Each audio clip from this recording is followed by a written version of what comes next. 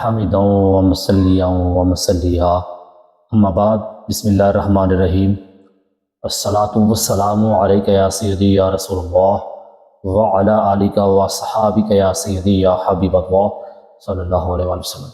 آج جو ہمارا درس ہے وہ ہے بھلائی کے راستوں کی کثرت کا بیان، یعنی نیکی کے راستوں کی کثرت کا بیان، نیکی کیسے کرنی چاہیے، کون کون سی نیکی ہے۔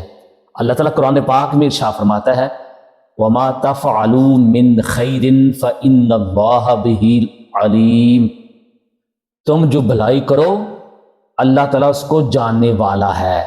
یہاں اللہ فرماتا ہے تم جو بھی نیکی کرتے ہو اس کو میں جانتا ہوں۔ تو ہمیں چاہیے نیکی کرنی چاہیے، تو اللہ ہماری اچھی نیکی کو بھی جانتا ہے، ریاکاری نہیں کرنی چاہیے۔ وَمَا تَفْعَلُوا مِنْ خَيْرٍ يَعْلَمْهُ اللَّهُ، اور تم جو بھلائی کا کام کرو اللہ اس کو جانتا ہے۔ پھر ایک جگہ اللہ تعالیٰ ارشاد فرماتا من عمل صالحا فلنفسہ، جس نے صالح عمل کیا، نیک کام کیا، وہ اس کو اپنے لیے۔ حدیث مبارکہ میں آپ کی خدمت میں پیش کرتا ہوں نیکی کے حوالے سے۔ حضرت عائشہ رضی اللہ تعالی عنہا سے روایت ہے، آقا علیہ السلام نے فرمایا انہو خلق کل انسان من بنی آدم علی 60 و 300، فرمایا اولاد آدم میں ہر انسان کی تخلیق 360 جوڑوں پر ہے۔ کتنی؟ 360۔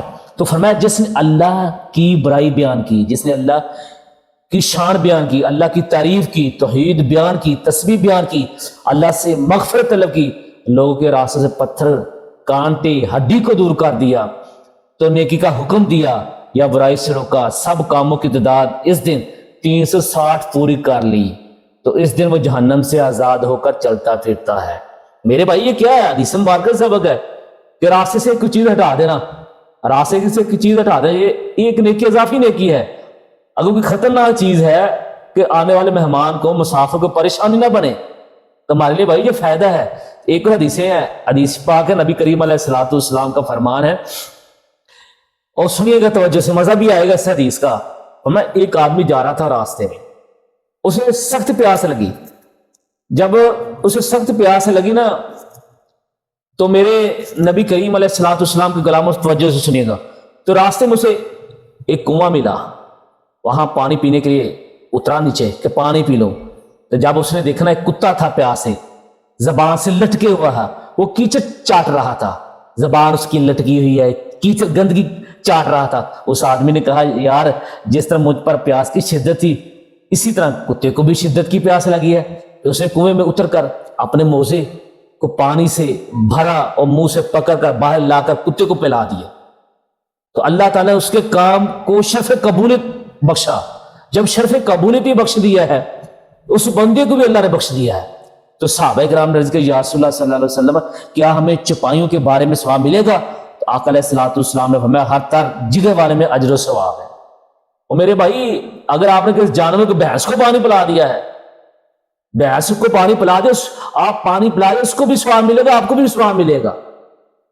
تو میرے بھائی اگر کسی مسکین کو آپ نے پانی پلا دیا، یتیم کو پانی پلا دیا، کسی نیک بندے کو پانی پلا دے، بھائی اسے بھی پانی ثواب ملے گا پانی کا، تو آپ کو بھی مل جائے گا۔ ایک اور حدیث مبارکہ ہے اسی حدیث کا، یہ تو حدیث کہ کتے کے حوالے سے، ایسے ایک زانی عورت کے حوالے سے بھی ذکر ہے کہ ایک زانی تھی، بنی اسرائیل کی عورت تھی، اس نے بھی ایسے کام کیا، کتے کو پانی پلا دیا، تو اللہ تعالیٰ نے اس کو بھی بخش دیا۔ ایک اور حدیث مبارکہ سنیے گا، نیکی کا کام ہے، نیکی کی دعوت دینی بھائی میرے۔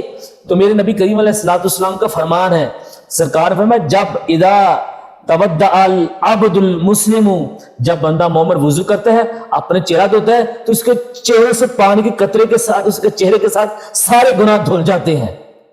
جو چہرہ اچھے سے دھوتا ہے تو گناہ دھل جاتے ہیں، صاف ہو جاتے ہیں میرے بھائی۔ جب اس نے اپنی آنکھوں سے کیا، آنکھوں کو صاف کیا، تو آنکھوں کے گناہ گر گئے۔ اگر میرے بھائی اگر اس نے ہاتھ کو صاف کیا اچھے طریقے سے، ہاتھوں کو گناہ گر گئے نیچے۔ میرے بھائی اگر اس نے ناک وغیرہ، پاؤں وغیرہ، جو بھی چیز جسم کی وضو کے ساتھ صاف کی، اس کے سارے گناہ گر جائیں گے، ختم ہو جائیں گے۔